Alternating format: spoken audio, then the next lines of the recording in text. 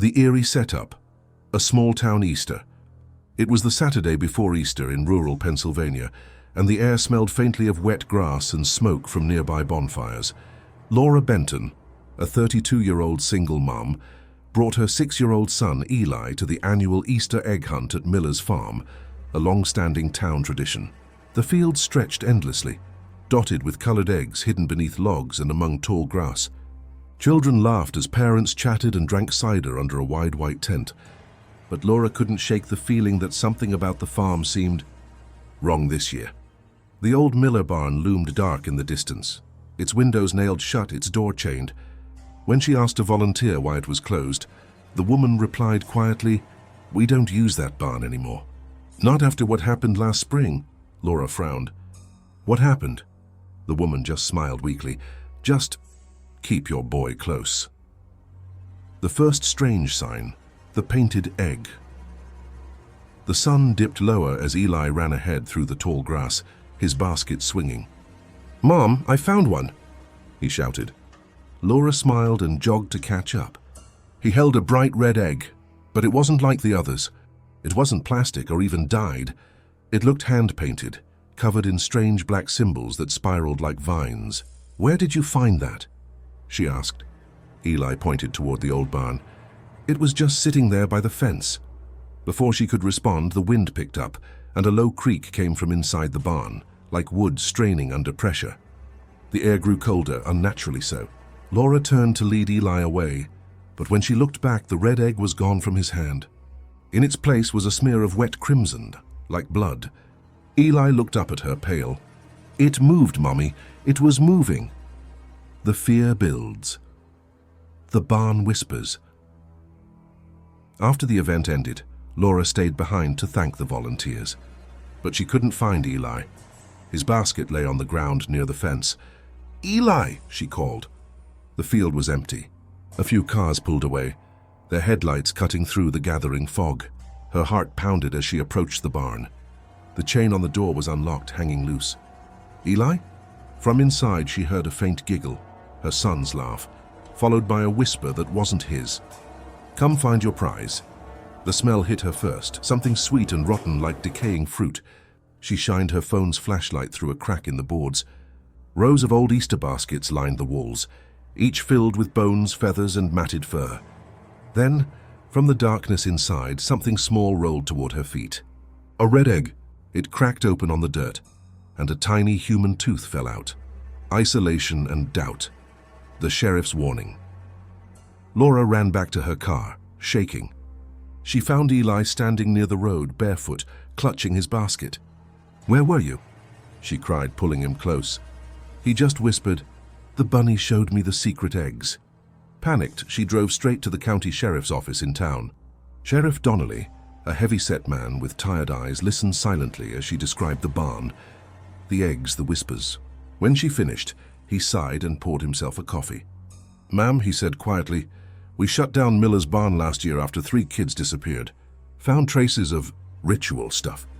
"Never found the bodies." Laura froze. "You saw that egg, didn't you?" he asked. "The red one means it's watching." She asked what he meant, but he just stood and shut the blinds. "Whatever you do, don't open your door tonight. And don't let him back in if he knocks." The threat reveals itself. The visitor. That night, rain pounded against the windows of Laura's small farmhouse. Eli slept in her bed, clutching his stuffed rabbit. She sat awake, scrolling through local news, but every search for Miller's farm led to blank pages or missing archives. At 2:47 a.m., there was a knock at the front door. 3 slow taps. Laura froze. The sheriff's warning echoed in her head.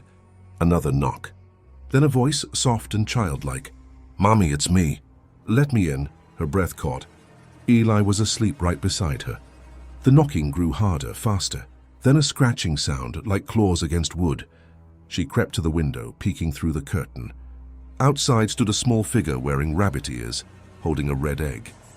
Its face looked like Eli's, except its smile stretched far too wide, and its eyes were completely black. The haunting ending. The red egg returns. Laura didn't sleep that night. She held Eli close until sunrise.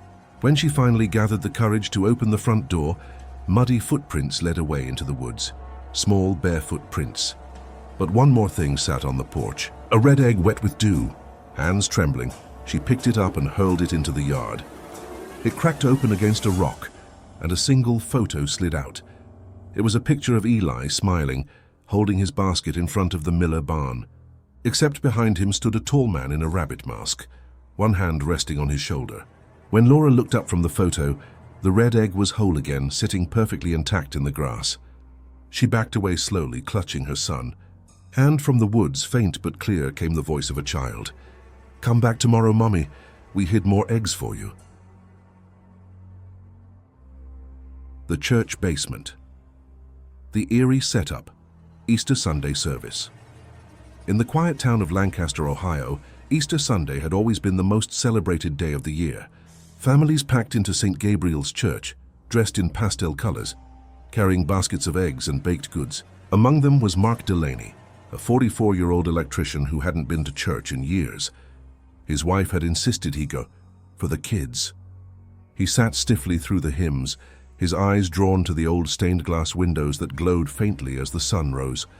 The church felt colder than usual. A draft swept down the pews, though all the doors were shut. When the priest, Father Owens, who stood at the altar, he paused mid-sermon, staring at Mark with glassy eyes. Then he whispered something strange. "Some of us never made it out of the basement, Mr. Delaney." Mark froze. He'd never met the man before. But Father Owens somehow knew his name. The first strange sign, the children's hunt. After service, the kids were sent outside for the church's traditional Easter egg hunt. Mark stayed behind to help clean up the pews. As he bent to pick up a hymnal, he heard muffled laughter coming from the hallway, high-pitched, echoing. He followed the sound toward a door near the altar marked "Basement Storage." It was locked. But through the crack beneath it, a soft light pulsed. "Hello?" he called out. No answer. Then faintly he heard a child's voice whisper, "Help us find our eggs." A chill ran down his spine. He rattled the handle, but it wouldn't budge. When he turned to leave, Father Owens appeared behind him. "You shouldn't be down here," the priest said quietly. Mark frowned. "There are kids. There haven't been children down there in 20 years. Before Mark could respond, a drop of thick red liquid seeped out from under the door and slid toward his shoe. The fear builds. Voices beneath the floor. Mark couldn't focus the rest of the morning. While his wife chatted with the congregation, he sat in the pew staring at the floorboards near the altar. That's when he heard it. A knock from beneath the wood, once then again louder. "Father Owens," he called. But the priest had vanished. He leaned closer, pressing his ear to the floor. A child's voice whispered from beneath. "We've been here since the last hunt." Mark stumbled back, heart pounding. He remembered hearing something years ago. A rumor about a group of Sunday school kids who'd gone missing during an Easter event. The official story said they'd wandered into the woods and drowned in the nearby creek. But their bodies had never been found. Now as thunder rolled outside, he realized the sound beneath him wasn't just knocking anymore. It was scratching, like fingernails clawing to get out. Isolation and doubt. The locked basement. That evening, long after everyone left, Mark returned. The church lights were off and the parking lot was empty. Rain hammered against the stained glass windows. He forced open a side door and made his way to the basement door again. The lock had been removed. "Father Owens?" he called softly. His voice echoed down the stairwell. The smell hit him, damp stone, mildew, and something metallic. As he descended, his flashlight flickered. At the bottom, the air grew heavy and warm. Shelves lined the walls, filled with rotting Easter baskets, faded eggs, and toys covered in dust. In the center of the room sat an old wooden cross surrounded by tiny shoes arranged in a circle. Then he saw movement. Dozens of small figures standing in the shadows, motionless. Children. Their skin pale and waxy, their faces streaked with dirt. And every one of them clutched a cracked Easter egg. The threat reveals itself. The forgotten flock. Mark froze. One of the children stepped forward, a little girl in a torn yellow dress. Her voice was a faint hiss. "Father said we could come back when the bells rang." The church bells chimed overhead, the sound reverberating through the basement. The children began to move closer, their bare feet dragging against the floor. Mark stumbled backward, tripping over a basket. Inside it were bones, tiny finger bones. He ran up the stairs, but the door at the top slammed shut before he could reach it. The lights above flickered to life, glowing red. Father Owens's voice boomed from nowhere. Every Easter, a sinner must take the priest's place. The children swarmed up the stairs, their mouths stretching open, eggshells spilling from their throats. Mark screamed, pounding on the door. Then the lights went out. The haunting ending. A new Father Owens. The next morning, parishioners arrived for Monday Mass. The church smelled freshly cleaned, as if nothing had happened. A few noticed a new photo hanging in the hall, a portrait of Father Mark Delaney, the new parish leader of St. Gabriel's. He smiled warmly in the photo, hands folded over a golden Bible. At the altar, he led a short prayer, his voice calm and even. But if you looked closely, his eyes had changed, dull and grey, like something hollow stared out through him. During the closing hymn, a little girl dropped her painted Easter egg. It rolled down the aisle and cracked open against the floor. Inside was a small tooth, still bloody at the root. Father Mark smiled faintly and whispered into the mic, "Children, stay after Mass. I have a new hunt planned." Outside, the church bells rang again 13 times. The egg on Route 91. The eerie setup. Desert drive home. It was Easter night, and Danielle Harper, a 29-year-old nurse from Flagstaff, Arizona, was driving home after visiting her parents in Phoenix.